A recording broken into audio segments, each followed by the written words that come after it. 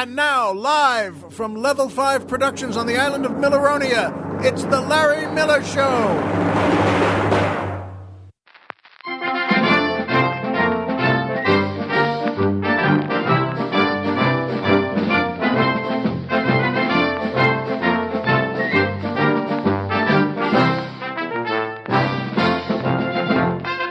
Good evening, Mr. and Mrs. America, and everyone who really wants a big bowl of herring and cream sauce. Hi, folks, and welcome back to the Larry Miller Show. I'm Larry Miller, but in a way, aren't we all? And boy, I feel happy starting the show today. I'm here with Colonel Jeff, and I'm here with our two doggies, who have been very nice so far, by the way. Yes, there's a bit... Well, as we were doing our prep work for the show, there was a bit of tussling, dog tussling, which my wife always says, oh, that's just them having fun. But doesn't look like that to me. It looks like two commandos fighting to the death in an unpopular war. But at any rate, and we're not on Milleronia today. We're back on the mainland. And there's a couple of reasons for that. And mainly, by the way, it also has to do with the weather. Yes, on Milleronia, as you fans know, I control the weather. Yes, it's me. We had one of our scientists on Milleronia figure out a way to control the weather. And I said, we'll always make it a beautiful day because we can. And he said, well, why don't we make it more natural and just see what nature gives us for a particular day. And that was the last time he complained about that because he took an immediate walk up to volcano number 1. No one goes against me in weather wishes. But you know what? It's beautiful. We're back in Southern California on the mainland where my family and I live. And Colonel Jeff is here, and we've recorded here before, of course. But you know what?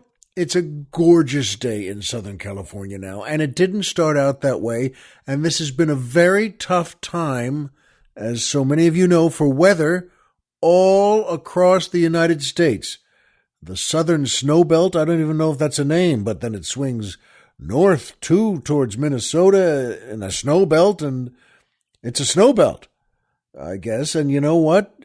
There's pretty bad weather, and people have been hurt. And I think a couple of folks have lost their lives, too. It's a terrible time for weather. And I'm here to tell you that last night was pouring rain the whole night through. And I mean crazy rain here on the mainland and in Southern California.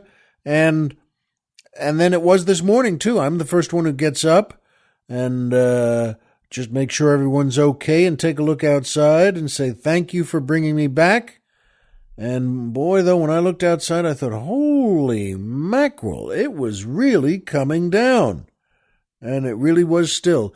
But, as Southern California can be, suddenly, folks, in the next 20 minutes, the rain stops and it turns into a gorgeous Southern California day. So I hope you folks all across the country and all across the world, in fact, but mainly the country, that, that it's a beautiful day for you. And I hope that the terrible weather ends. Toot sweet. But in any case, it's great to be home. And, of course, that's the Bradford Hart Orchestra. And I always loved our theme so much. And the Sophie Zawistowska Dancers, featuring boy tenor Mike Lucking, asking the musical question, what's better than waking up and hearing it's snow day? And the answer to that is nothing. It's the greatest thing in the world. Good question, Mike. And boy, Colonel Jeff and I just flew back, in effect, to our boyhoods, our childhoods, with snow days. And I grew up, I was born in Brooklyn, born in Manhattan and raised in Brooklyn, just a few years. And then grew up really on Long Island in a terrific place, a nice part of the island, and on the South Shore.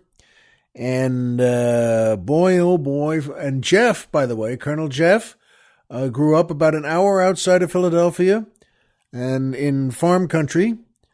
And he had the same memories. We had the exact same events for snow days. Both the areas we grew up in had plenty of snow, a ton of snow. And boy, we were the same on a snow day when it had been snowing that night before. And we all got up, and what did we want to know? Well, what does every kid want to know? Is there school? Is there school today? What about the snow? And we all gathered around, my dad and mom and my sister and I all gathered around my dad's AM clock radio in their bedroom.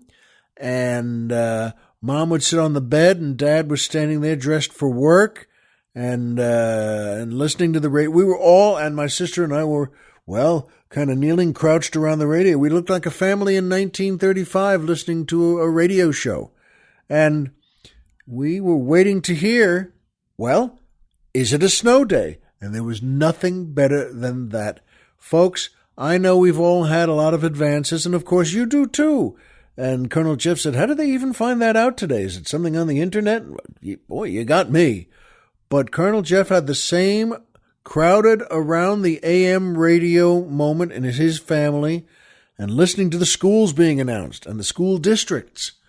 And boy, oh boy, when our school came up, and the same with Colonel Jeff, when our schools were mentioned as being closed, well, we were all thrilled. The kids were really the thrilled ones, of course, because then now they don't have to go to school. That's the best thing in the world for a kid. No school. No school.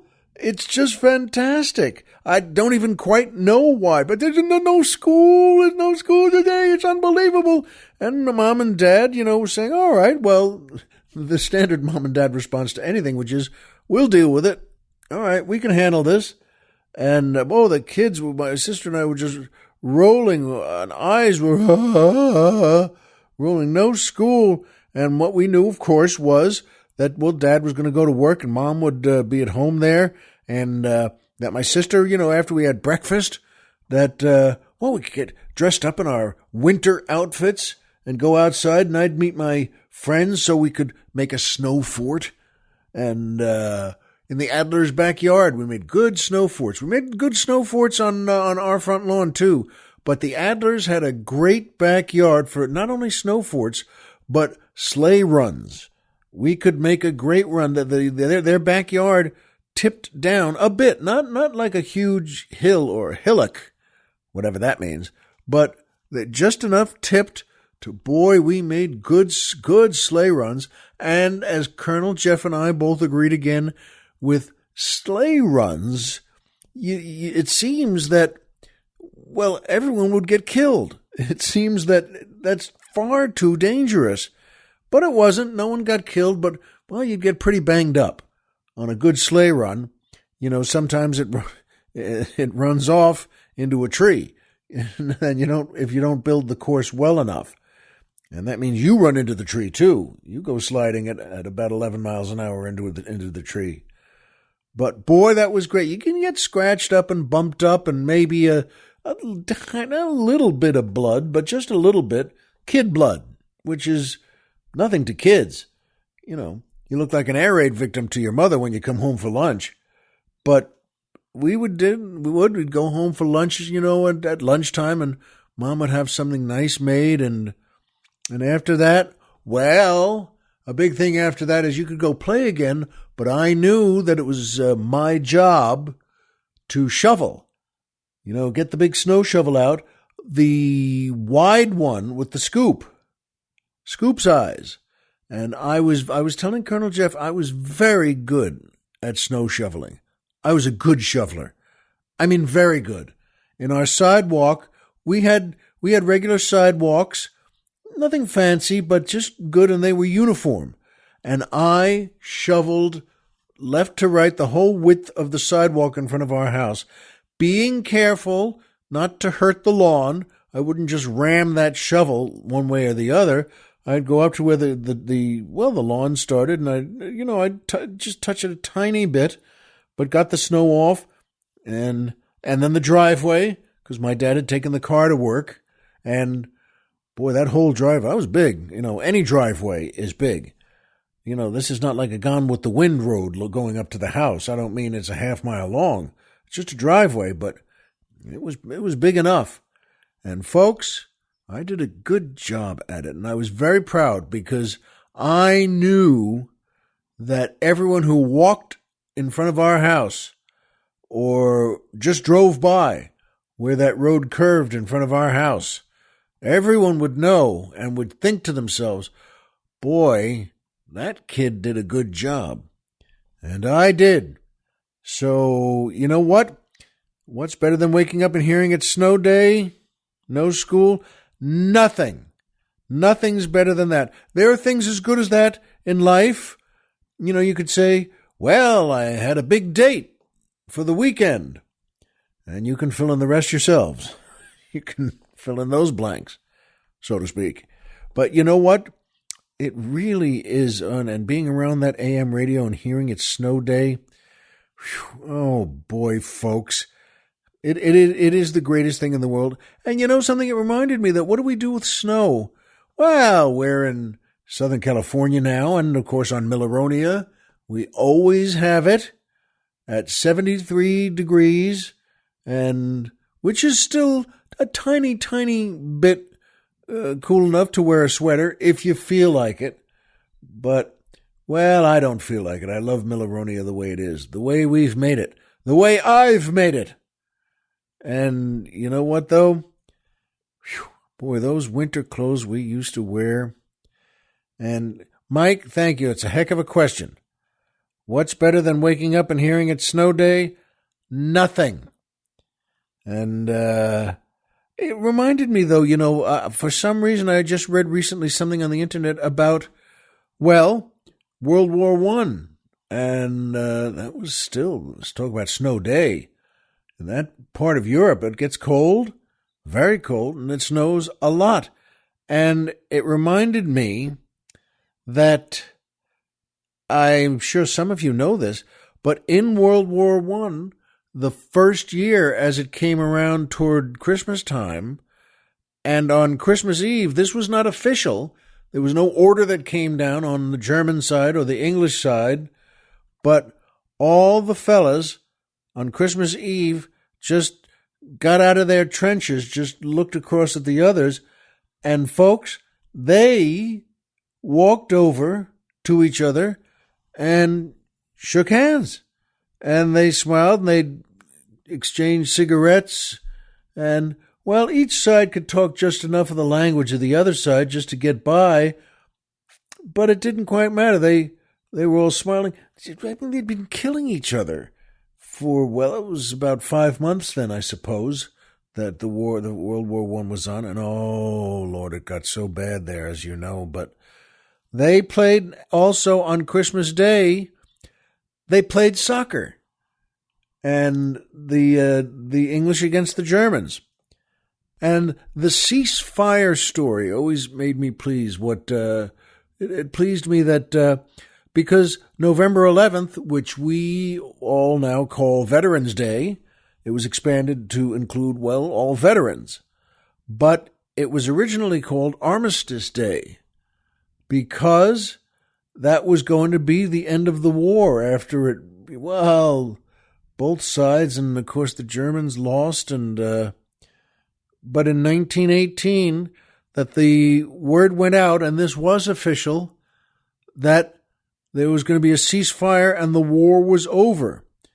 And I love how they picked this on the 11th minute of the 11th hour of the 11th day of the 11th month, which, well, on a simpler way is called November 11th. And now it's Veterans Day, but then it was Armistice Day. And they were firing like mad. They were still killing each other right up to that. It wasn't like a slow, well, ramp down to a ceasefire. They were killing each other and firing at each other. And then at 11:11 in the morning there, it stopped. And they stopped. And there's something, well, just amazing about that. Wow, they just stopped? And yes, they did. And by the way, Bradford Hart, who's leading the orchestra today. And I thought, well, was that my friend Brad Hart? Because I went, Brad Hart was someone I went to school with in college. And we were in the same fraternity, too. And, we did each other a lot of favors. For instance, once I was staying at his house after working at a comedy show, and he picked me up, and he saw the show, and this was in Northern California. And we went out and had a couple of drinks, just a couple, like 30. And he took me back to his house, and I was feeling a little uneasy in the tummy. And I got a little sick. I threw up in one of their oriental big pots of, normally could have flowers in it or something, but it was just empty. It was in their living room. And, it wasn't filled with flowers, but it was filled with whatever I had. And I was sleeping in the living room there. I was just, sleeping on the floor, a couple of pillows, and that was fine. So at the time, I didn't think anything was strange.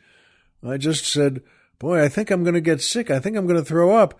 Hey, there's a good place to throw up, inside that vase. But it wasn't a vase. It was far bigger than a vase. It was about 2 feet wide, 2 feet in diameter, yeah, and then just, it was an Asian thing. I don't know what they're called.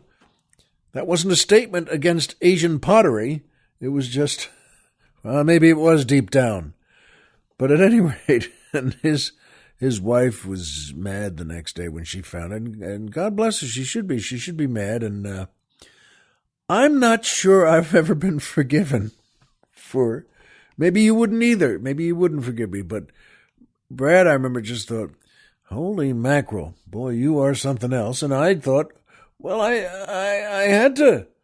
I didn't know your house. You just brought me back there, and I guess I could have found the bathroom, but time was a big problem. Time was not my friend. In any case, by the way, but Bradford Hart, wrote into us on the not the podcast, on the website. I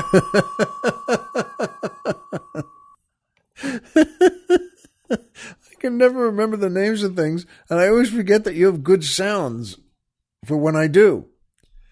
In any case, Bradford Hart says he latched on. He jumped on board with the no more Happy New Year greetings, that we always all go overboard with that. And he wrote in that no more Happy New Year greetings since, and his places, he says, since after the kickoff at the Rose Bowl. And I thought, and Colonel Jeff thought, well, you know what, that's a good thing to pick. Yeah, that's so you can say after that, it's enough with Happy New Year. And the Rose Bowl, as you may know, was on Monday this year, on a Monday, not a Sunday. USC beat Penn State, but the reason it's on a Monday, it's an old Rose Bowl tradition and a Rose Bowl rule that you cannot have the Rose Bowl, even if it falls on a Sunday, you can't have anything on a Sunday on a church day. And all right, that's fine with me. Okay, so it was on a Monday this year. And boy, I'll tell you, thanks, Brad, for pointing that out. That's a good time to stop saying, well, you know what? The Happy New Year. Stop saying Happy New Year. So, and thanks, Mike Lucking, for a great question. And thank you, Sophie Zawistowska, for leading the dancers. And I'm going to tell you more about her in just a little bit. And by the Larry Miller Store. That's right, folks, the Larry Miller Store. It's so weird to suddenly I just realized that's my name. I'm saying my name. But the Larry Miller Store is now open for business, and it features 3 soon-to-be classic T-shirt designs. There's the Larry Miller Drinking Society shirt featuring the famous LMDS logo and our semi-secret slogan, Nominum Quid Geminis, which means you call that a double, and you're not pleased when you say that, because it's usually to a bartender who didn't give you a drink that was fit for a man or a woman to pick up, especially a man on his own in a hotel somewhere around the country. That has been me in the past. In any case, that's the Larry Miller Drinking Society shirt and the brand new Keep Calm and Larry On shirt. That's, as the Colonel put it, that's not just a mantra for life. It's the motto sensation that's sweeping the nation. And that still makes me smile. That makes me happy to say that. And finally, yeah, you know what? Show how tough you are. Aren't we all looking for ways to do that? Show how tough you are with the brand new I Survived Volcano number 2 and all I got was this lousy t-shirt. All shirts are printed on demand, so you can choose from. We have a variety of colors, and all colors, all solid colors, nothing plaid, nothing like that. And all shirts, they're printed on demand. You can choose any one you want. And I love this, that they're available in both gentlemen's and ladies' cut for the t-shirts. You know what, that's fine with me. And the Colonel put all that together.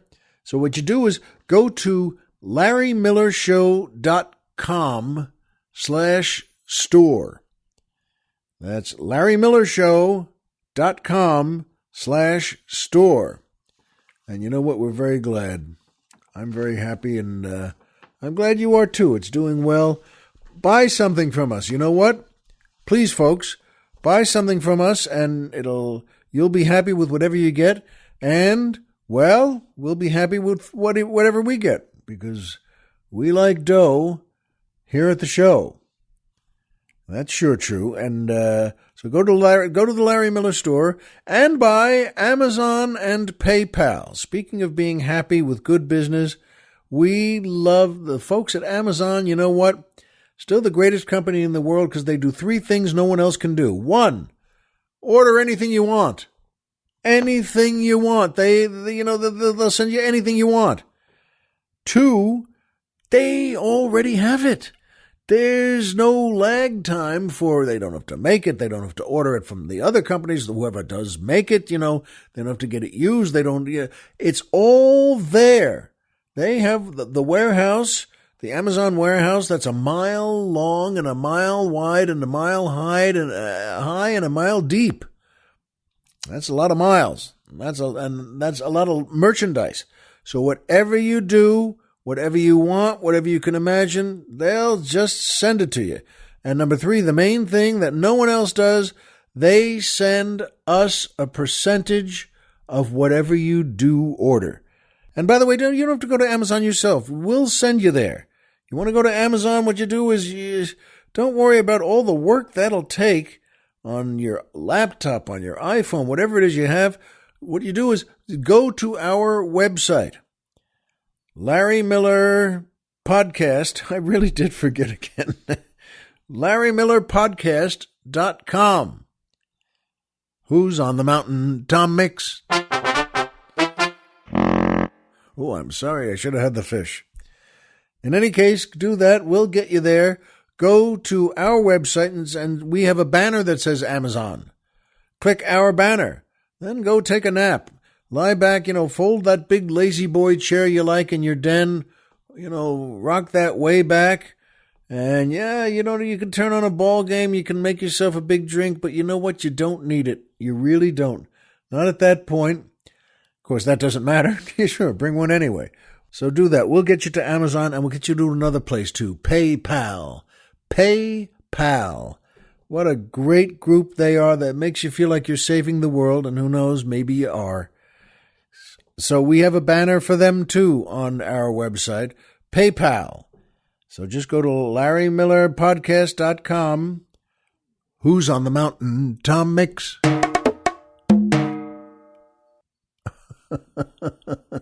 Wasn't that the one where you used to have the whistle that...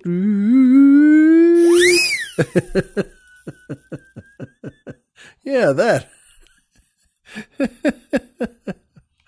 Colonel Jeff makes me laugh, and I know he makes you laugh too, and I admit, and you probably admit too, it's possible he's just out of his mind, but I think he's actually charming. and I'm glad. Oh, I'm so glad we're together making this show. Wow, that's normally the lunchtime bell, or were you really getting annoyed because there's no clerk at the hotel desk in front? Every so often, I don't know how you are, but you actually ring the bell if they have a bell. And this could be at, fancy hotels or just motels. They'll still have a bell, so you can just tap that with your finger, ding. Someone will be out there. Doesn't have to be Anthony Perkins with an axe in his hands. Someone will come out there. So, in any case, that brings me to my favorite part of the show, the joke of the week. I love a good joke, and I hope you like this one too. Colonel Jeff and I both liked this one. In a church in Ireland, in the middle of Ireland, in a big hilly farm country part of Ireland, on Sunday they're having, a church service and mass and sermon and everything in a really lovely old Catholic church. And on one Sunday, everyone, including the priest, is astonished to see a local guy named Murphy show up. Murphy never comes. Murphy never goes to church. And after the service, after the mass, after everything, the priest goes up and says to him, Mr. Murphy, I have to be honest with you. I'm thrilled to see you here. I'm very touched. I'm awfully glad. And he is touched, and he just puts his hand on his chest, and his eyes are almost tearing up a little. He's really touched, and he says, "Thank you, Mr. Murphy, and I hope you come back every Sunday." And Murphy says to him, "Well, I have to be honest with you, Father. The reason I came here is because, as you know, a couple of weeks ago I lost my favorite hat. I loved that hat, and you know what? I didn't know which. I couldn't take it. I missed it so much. And I noticed that McGlenn over there had the same hat. It was the same thing. It looked the same way. And I thought, well, I wanted to come here to the church. And sure enough, McGlenn was at the church service, and he hung his hat up, Father. He hung his hat in the back there against the wall, where other men hang their hats. And I thought, well, I'll just take that hat. That's the hat I miss, and that's the hat I want, and that's the hat I'm going to have. And, well, I went over to start to take it, but then the priest says to him, "So you mean it was something I said maybe in the sermon?" And Murphy says, "That's right. It was, your sermon about the 10 Commandments." And the priest is thrilled. He said, "You mean that you, just by hearing me talk about thou shalt not steal, that you decided not to take McGlenn's hat?" And Murphy says to him, "Well, no, Father. It was after you talked about adultery that I remembered where I left me hat."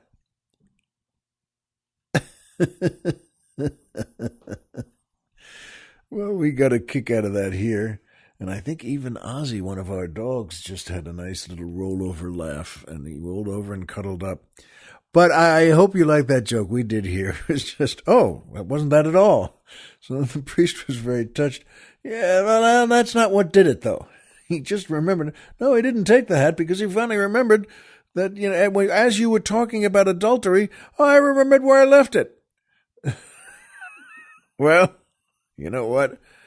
Anything that gets him there, I suppose that's a good way to think of it. And that brings me to my second favorite part of the show, the Poetry Corner.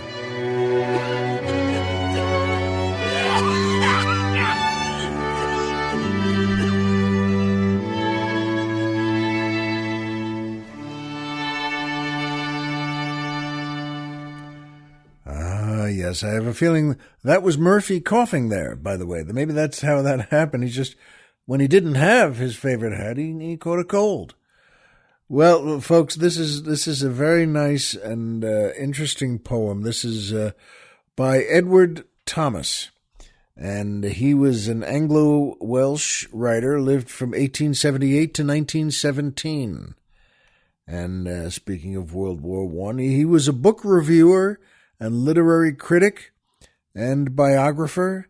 He enlisted in World War I for the British, for his home, even though he was married with kids, and he enlisted after reading Robert Frost's poem, The Road Not Taken.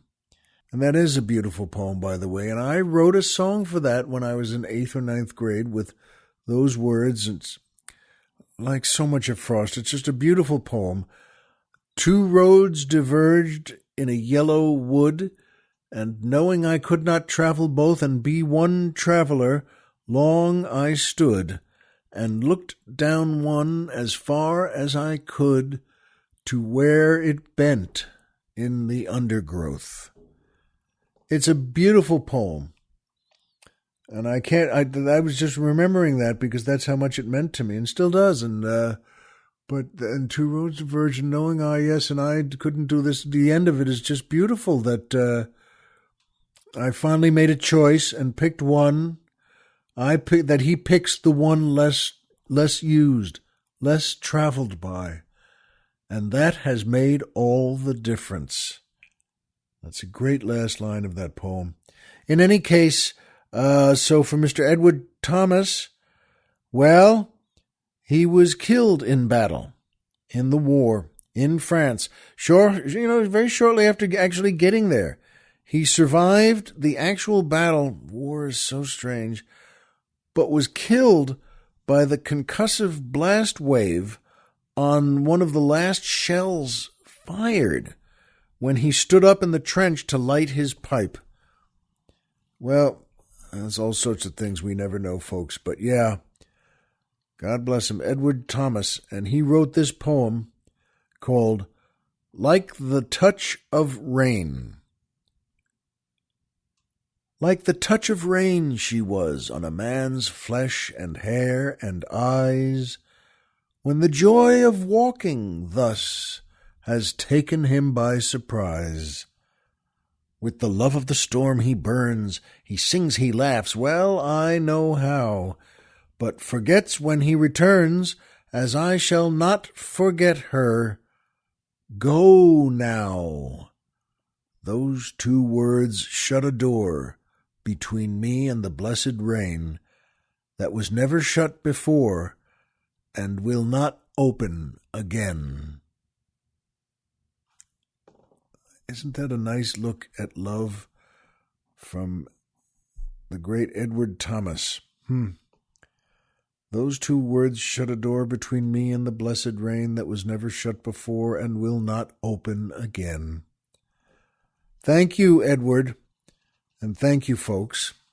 I hope you like that one. The Colonel and I do, too. And that brings me to my third favorite part of the show. MMM, Triple M, the Magic Movie Moment.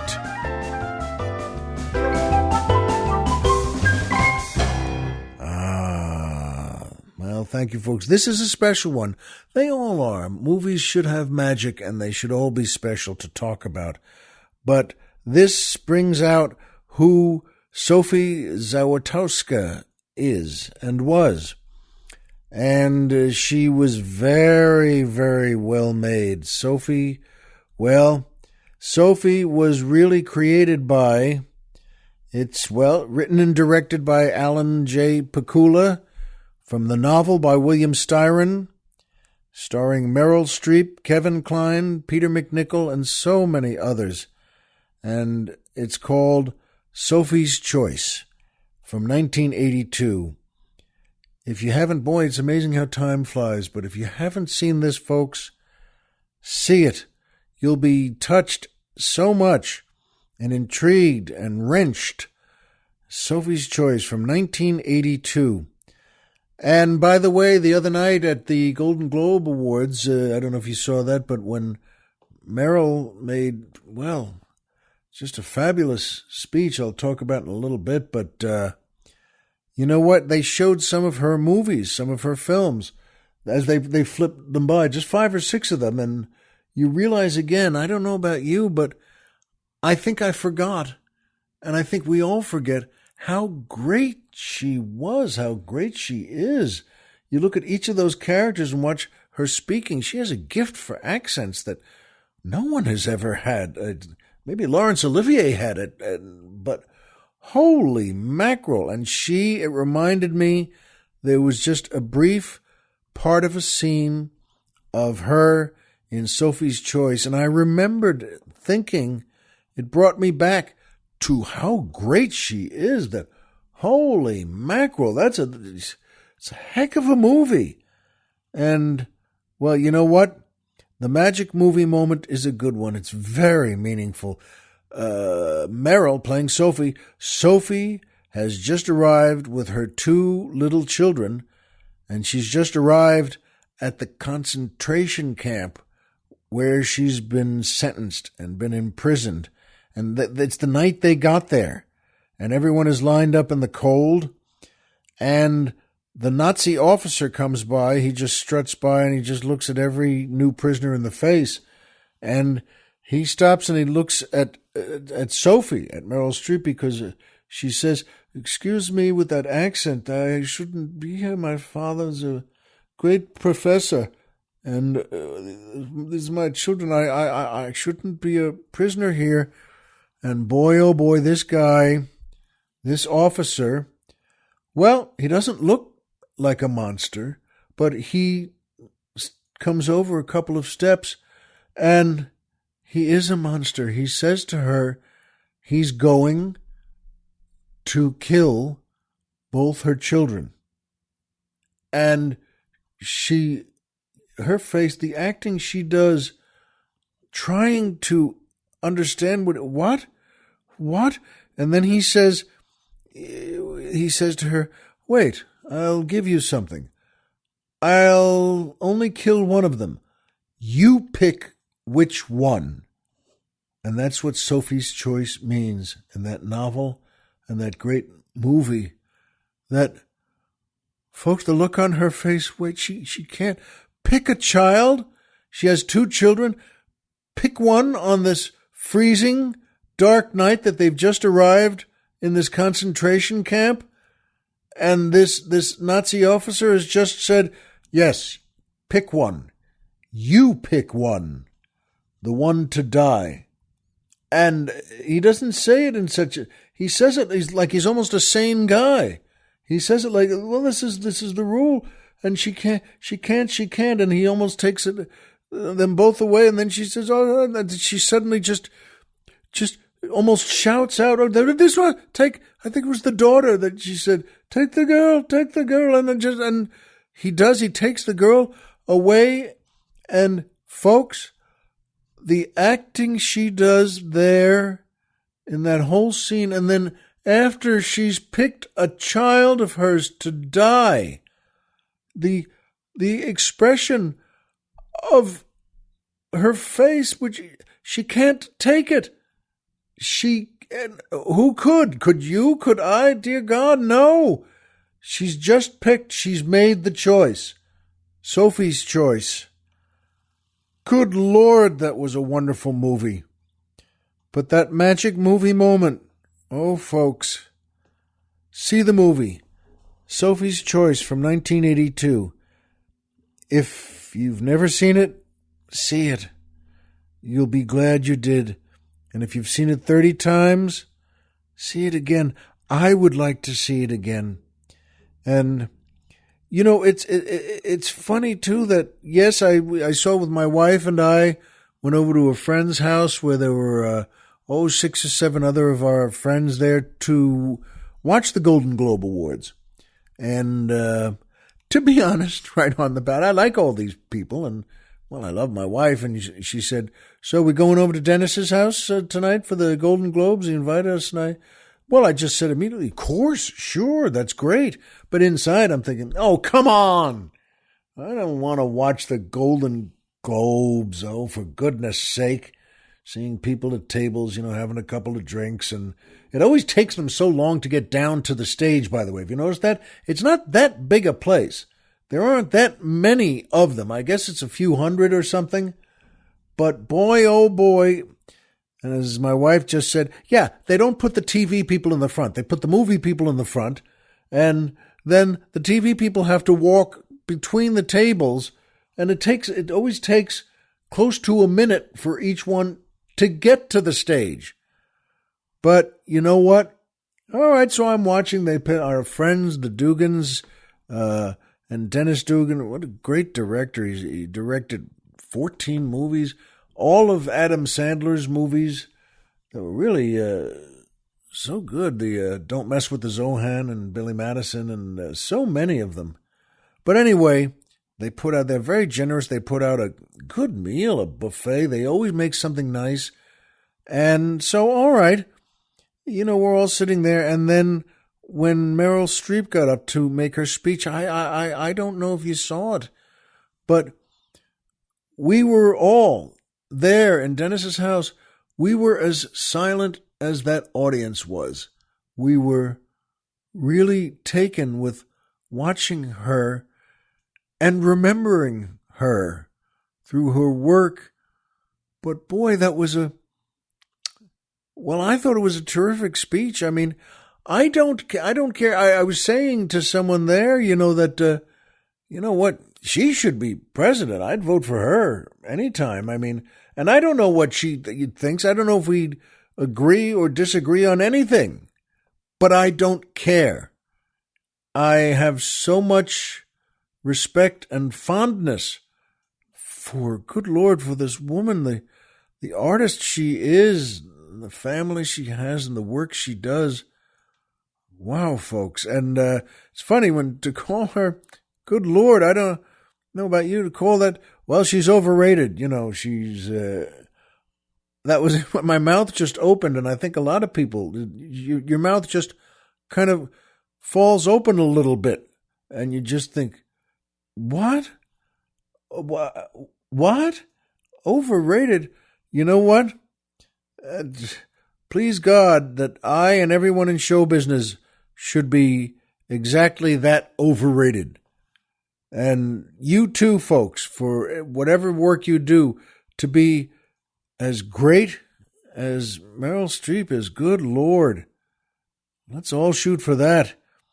And I was realizing, by the way, let the greats be great. I don't know why we hold things back. I mean, I didn't care. I don't care whether people, it reminded me of that Babe Ruth, and I'm a big fan of Babe Ruth's. God bless him. Of course, he's passed on now. But there's a story that I read in one of the books about him, one of the biographies about him, that Babe Ruth, as you probably know, could like a drink or two, and he was just so full of a kind of life. And this is during Prohibition, by the way, when it was all illegal, whatever that meant. I was telling the Colonel that in New York City, there used to be, they were saying at that time, before Prohibition, there were 1,000 bars and in New York. And that during Prohibition, there were 5,000 bars in New York. So it didn't exactly have the effect they were looking for, but you know that anyway. And this story is just that Joe Dugan, his roommate on the road, another great Yankee, Jumpin' Joe Dugan, came back, and he was also someone who would go out and have a few drinks during Prohibition, but everywhere on the road when they were in baseball cities. And Joe comes back to their room in the hotel, the local hotel they were staying, and they had a game the next day, and he comes back in about 4 a.m, and he'd had a few drinks, and he comes in, and as Joe Dugan tells the story, this was a suite, and in the part of it where their beds were, through kind of a double door, he walks in, and he said, right there on the floor, leaning against the foot of the bed, is the Babe Ruth. And he's naked. But he should have been, because he was there with a woman.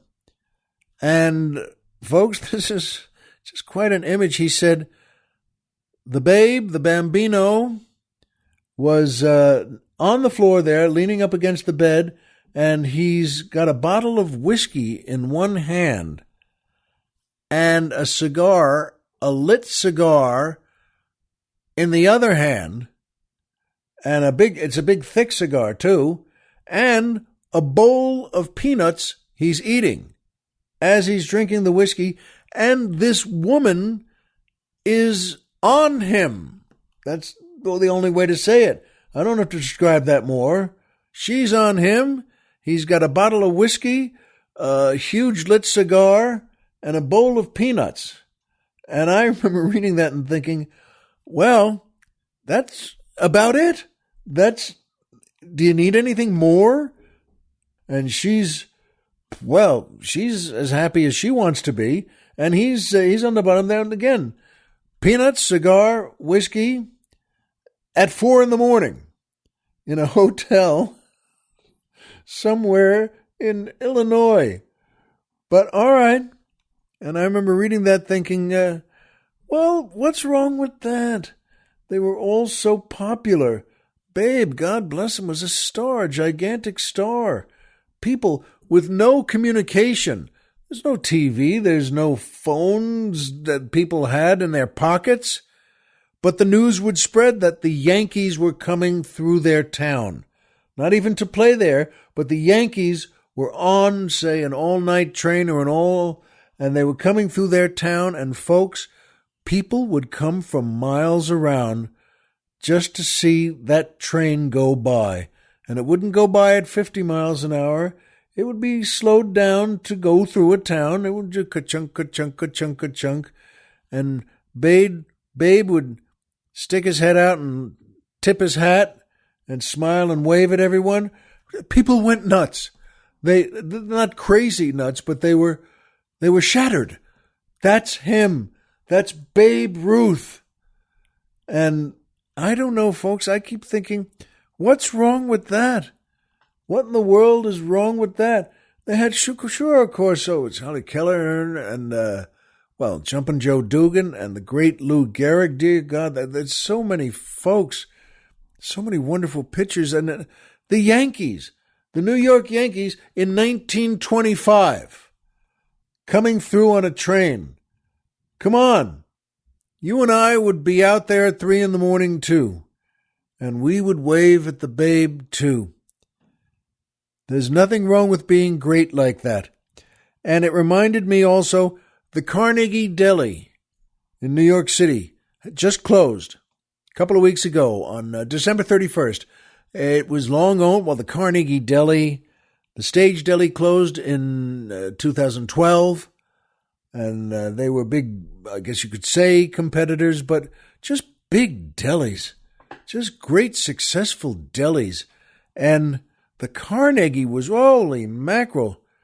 Woody Allen put that place in Broadway Danny Rose, and they shot inside the Carnegie Deli. And it's filled with pictures of celebrities and comedians and actors and writers. And boy, oh boy, that food, though. And they were talking about this article on it, was just about the last pastrami sandwich. And they talked about all the great food the Carnegie Deli had, but they said, you know what? When it all comes down to it, you can't beat a pastrami on rye. That's it. You don't need anything else on it. Take the top piece of bread off and put some of that deli mustard on. Just a little stream one way and the other way. That's it. You're done. I mean, sit down now and open your mouth. And I agree with that. But you know what? Once I was working in New York, this is just recently, just a few years ago, and I had a one-man show. I was performing at a theater in New York and just finished on the last night. And the producer of that show, oh boy, that's right, Pat Hazel. He's a great comic, and what a producer, too. He really has a sense of how to do everything like this. And he and his partner in something else were uptown in New York around 57th Street, and they had just been selling something else there. And I called them. It was a Sunday night, and my shows were finished, and their shows were finished. And I said, hey, I'll come. And they said, come on up and say hello. And I did. I went up there and went to their hotel room. We sat around and talked. And they said, well, we haven't eaten dinner yet. And I hadn't eaten dinner. And why don't we all go get something? I guess it was around 8 or 9 o'clock at night. Sounds good to me. And I suggested, we were right by. I said to them, have you ever been to the Carnegie Deli? And they said, no, we haven't. They're both from Texas. And I said, why don't we go there? I'll take you there. And not like I own the place. I'll take you there. But you know what? Yeah, the Carnegie was on. It's right around the corner, so to speak, from Carnegie Hall, which I guess is why they call it the Carnegie Deli, too. It wasn't a family name. And we went to the Carnegie Deli, which is on, what was it, 7th Avenue, I think, and just below 57th Street at any rate. So we go in there, we sit down, and then, well, they were excited to be there. It's not that it's a fancy place, because it's not, but it's big enough. And we sat down at a table, a 4-top for the 3 of us, and the waiter came by, and my friend said to me, well, what should we get? They looked at the menu, and I just said, you know what? Anything you can think of, they'll give you. Sure, look at the menu, have fun, just pick something out, but anything you can imagine, just say it, they'll give it to you. The waiter comes up, and folks, this is one of the stranger things in life, and nothing wrong with it, just a little strange. It's the Carnegie Deli, and the biggest, it's a gigantic Jewish palace of food, and the waiter came up, and he was an Indian, that is, from India, and he comes up, and he's officially Indian, and his accent is as thick as you could want it, and I was a little surprised. Well, all right, okay, sure, first of all, it's fine with me. Anyone they want to hire is fine, but it used to be just always kind of short Jewish men in the waiter's jackets that are sort of gold, and you button them with one button and pull them down a bit. And he comes up, and he said, all right, are you ready? I'm not going to do the accent, but he has a very, very thick accent. And I said, well, sure, I guess. And they said, you go first, my friends said. And I've always loved herring in cream sauce. I just always have. Oh, boy. I mean, since I was a kid. And after services, in temple, that's why I first had herring in cream sauce.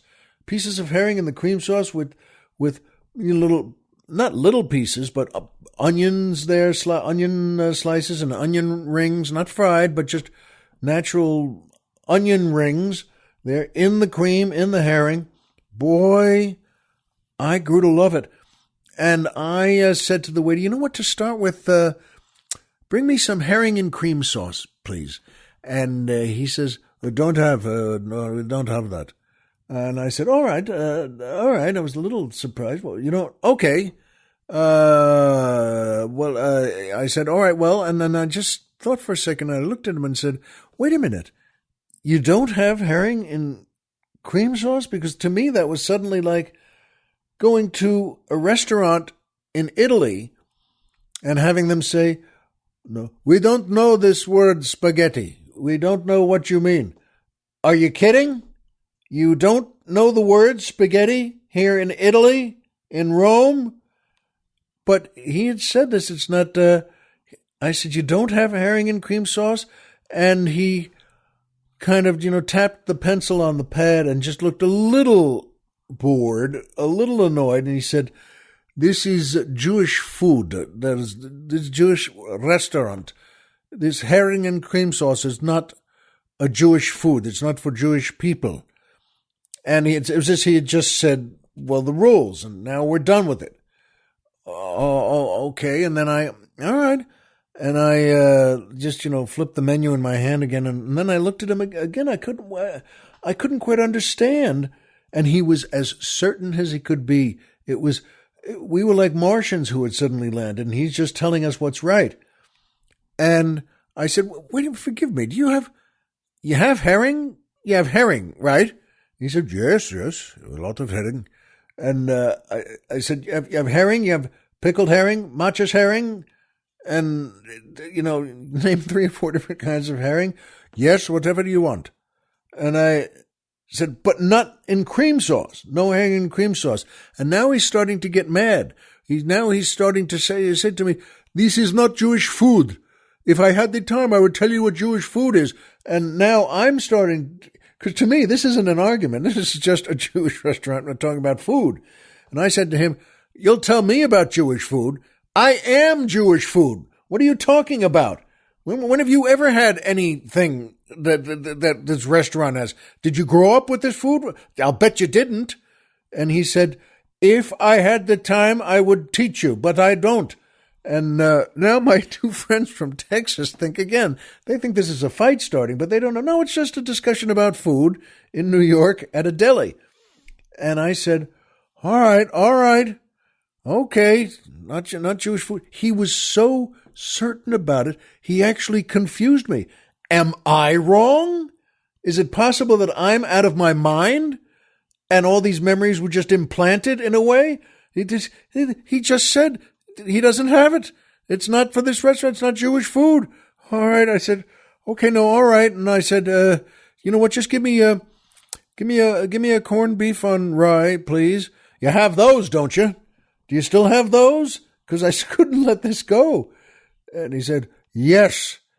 So I ordered a corned beef on rye and some chicken soup. They had that too. And you know what? And then my friends ordered something and I still couldn't quite figure that. What? No herring and cream sauce, as if that's somehow Nazi food? And then my friends got their orders in and we had our meal, which is fine. And, you just pass it off and sort of half forget it, but I couldn't believe. And they said to me, they're not lunatics, and they said, so that make you mad when you couldn't get what you wanted? I said, maybe I'm wrong. That guy seemed to know what he was talking about. But how does anyone know more than me? It's the Carnegie Deli. I came home after that. I came back here to Southern California, and about 3 days later, I walked into Art's Delicatessen, Art's Deli on Ventura Boulevard. And, we've been there thousands of times, took the kids. It's like Jerry's, it's a good place to just sit and relax, and they bring them, the food's pretty good there. So I walk in, I know everybody there, and they know me. And I walk in, and there's a woman behind the counter there, and she's got 2 of her kids working the bills there and, taking people and seating people.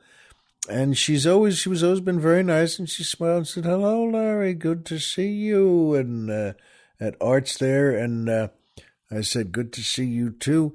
And I took a step toward the table that one of her kids was leading me to, and then I just stopped and looked at her for a second. I just said, do you guys have herring and cream sauce? I just couldn't. It popped back into my head, and she looked at me the way she should, which is she kind of jerked back a little as if you've just asked the dumbest question in the world. And she said, sure, of course. And one of the waitresses passed, she said, you've had it 100 times from me alone. And I said, yeah, I no. She said, why would you ask something like that? And I said to her, you know what? It's from the Carnegie Deli in New York. They said it's not Jewish food or something like that. And I said, it's a stupid story. But I just wanted to touch base with you. I mean, I trust you guys here and I trust you. So you have it? Sure, we have it. You've had it 100 times. And I went and sat at my table there and I had the paper. I was going to read the paper while I ate. And it was funny because the waitress who came by said to me, there was a different waitress who said, but she had heard this happening. She said, hey, you want to start with the herring and cream sauce? I think you do. And I said, you know what? I do. Yes, please. Let me start with that, and then I'll give you the rest of the order. And now the woman from behind the counter there that I was talking to, my old pal there, comes by with a stack of menus, and she's kidding around. She just passed me by, and she said, oh, Larry, come by Thursday again. We're thinking of trying chicken soup. And I said, oh, shut up and get out of here. And she was laughing, and she laughed. And see, that is the manners of a deli, a Jewish restaurant. She wasn't insulted. I said, oh, shut up, get out of here, and I laughed, and she laughed, and the waitresses laughed. And you know what, though? It goes to show you, the Carnegie has been great. That waiter now, the guy from India, well, he's got 8 years of training in Jewish food. He may be a lunatic or maybe an idiot. He may be completely wrong. How many times has he said to people before or since of just, there is no such thing as a knish. You're wrong. There is no such thing? But I know there is, folks, and so do you. And we know, you know what? We know Homer is Homer. Pluto is a planet. And what's wrong with being great? That's what I believe.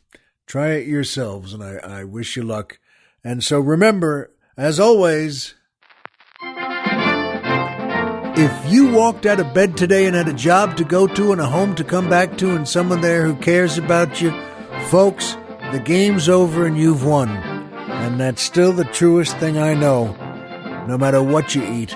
Be well, and we'll see you here next time.